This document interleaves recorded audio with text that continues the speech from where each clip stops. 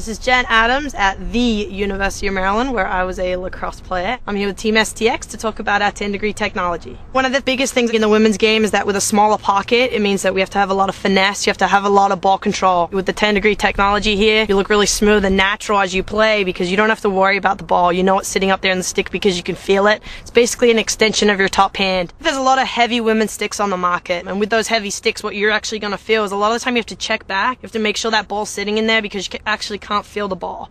You're actually feeling the stick in your hands. What I love about this stick is that the way the ball sits up in the sweet spot in the stick, you want to be able to feel the ball in your stick as opposed to feeling the stick in your hands. STX's 10-degree technology is the maximum amount in the women's game right now today. So it really pushes the ball down into the top of your stick. So it allows for a really quick release on a shot. You can really pick your corners, nail them, and put it around the goalkeeper or find that open teammate for a good pass. You can make your moves and you're always really confident that the ball's sitting in that stick. So you can play with supreme confidence as you're running up and down the field.